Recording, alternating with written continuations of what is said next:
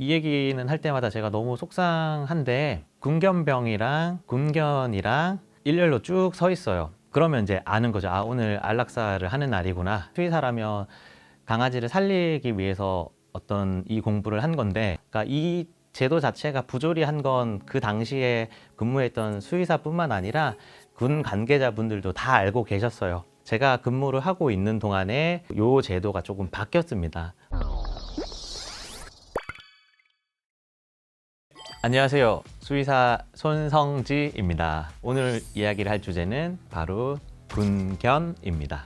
저는 2011년 4월부터 3년 정도 군 생활을 했어요. 군견들 진료를 보는 걸 한 3년 중에서 한 2년 정도 했고요. 군견병 그리고 군견들이랑 동고동락하면서 많은 것들을 봤기 때문에 오늘 그 이야기를 한번 좀 드려볼까 합니다. 군견들은 어떤 일을 하냐? 일단 정말 직관적으로 딱 생각했을 때 사람이랑 군견이랑 정말 차포 다 떼고 진짜 맨주먹대 옷 하나 걸치지 않고 싸운다면 군견들이 전투력이 훨씬 높아요. 예전 같은 경우는 실제로 군견들이 사람을 살상하는 그런 역할들도 수행을 했고요. 실제로 2차 세계대전 때는 폭발물을 자기 몸에 쥐고 지시받은 곳으로 뛰어가고 그런 업무를 수행을 했었던 적도 있긴 합니다. 이런 중요한 역할을 하는 군견들은 어떤 강아지들이 많을까요? 첫 번째는 아마 시청자분들도 딱 처음 떠오르는 애기일 것 같아요.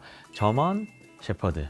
말 그대로 군견을 위해서 태어난 종입니다. 상당히 똑똑하고요. 나를 교육하고 훈육하는 이 주인에게 맹목적인 충성을 발휘를 해요. 자기 업무 수행 능력도 당연히 뛰어나다 보니까 군견으로서는 사실 더할 나위 없는 좋은 성향을 가지고 있습니다. 그리고 저희가 그 저먼 셰퍼드 그 모양을 한번 생각을 해보면 검은색과 황토색이 적절하게 조화가 돼 있어서 딱 야전 지역에 뛰어들었을 때 위장할 수 있는, 그러니까 엄폐를 하기에 가장 좋은 모질을 또 가지고 있습니다. 아마 군견 중에서도 가장 유명한 강아지는 헌트라는 강아지고요. 1990년도에 북한 쪽에서 뚫어놓은 제4 땅굴이라는 게 있었어요. 여차하면은 남침을 하겠다라는 그런 통로로 이용하는 건데, 그 헌트라는 강아지가 막 이렇게 앞으로 뛰어가서 실제로 북한군이 파놓은 함정을 발견을 한 거예요. 부대들에게 알리기 위해서 황급하게 돌아오는 와중에 그 설치되어 있던 지뢰를 밟고 그 자리에서 즉사를 했던 그런 굉장히 좀 슬픈 사연이 있는데, 그 헌트라는 강아지의 희생으로 인해서 수십 명의 분대원의 생명을 실제로 구했던 케이스입니다.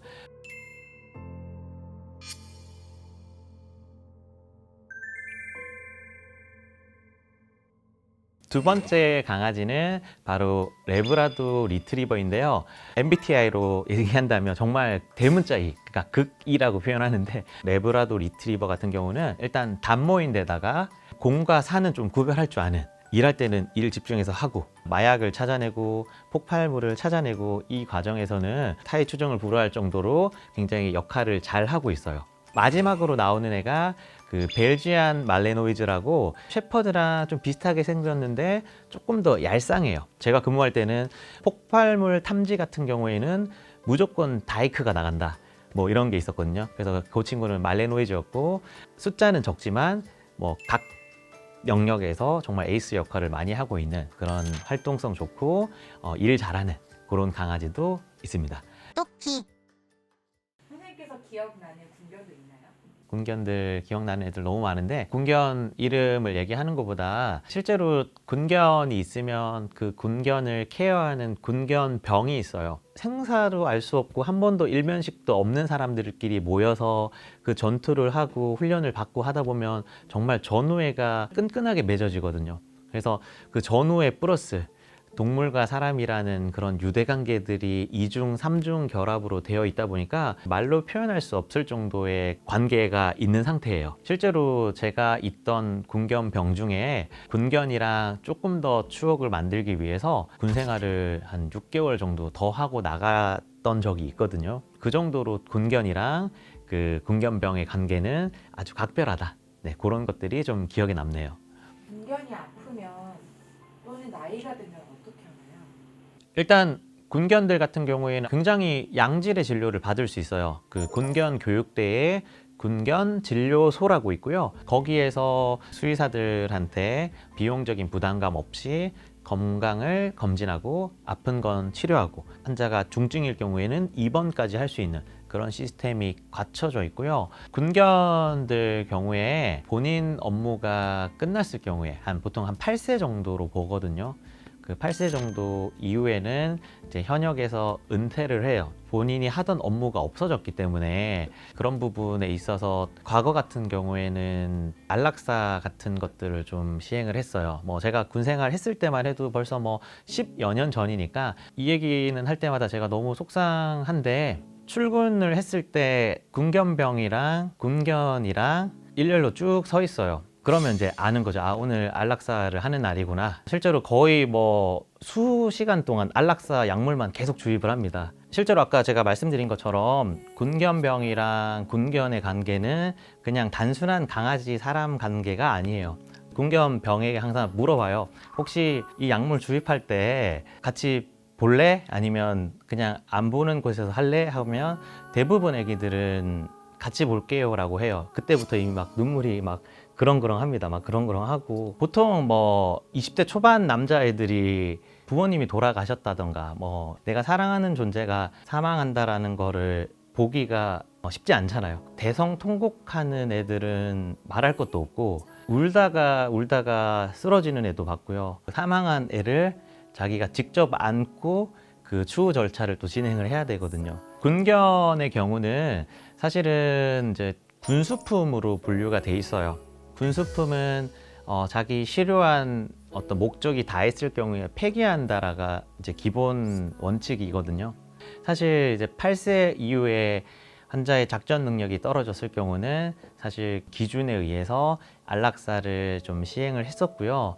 그때는 안락사 혹은 그 다음에 어떤 실험견으로 기증 이런 것들이 있었어요. 그리고 군견들 같은 경우는 사실 워낙 훈련이 잘 돼 있고 전투력도 너무 뛰어나기 때문에 실제로 만약에 그냥 무분별하게 외부로 나갔을 경우에 범죄에 악용된다던가 아니면 어떤 인명피해가 날 수 있기 때문에 외부로 나가는 거는 극도로 제한을 했었습니다. 그래도 너무 다행인 건 동물보호법이 좀 개정되면서 군견들이 실험 동물로 가는 거는 다 막혔고요. 민간 분양이라 그래서 이 영상 보시는 누구든 나는 군견을 데려오고 싶다라는 그런 지원을 할 수 있으세요.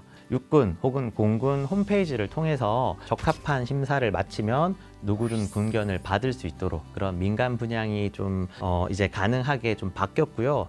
예전보다는 군견의 민간 분양이 점점 줄어들고 있는 추세예요. 그래서 이 영상을 보시는 분들도 이런 부분들을 잘 참조하셔서 홈페이지에 지원서를 좀 많이 넣으시면 좋을 것 같아요. 분양을 못 간 우리 군견들 경우에는 경계 보조견이라고 해서 말 그대로 우리 강아지들 집 잘 지키기 때문에 군견 교육대에서 어떤 경계 근무를 서기도 하고 아니면 전방 사단 쪽으로 외부로 파견을 가요.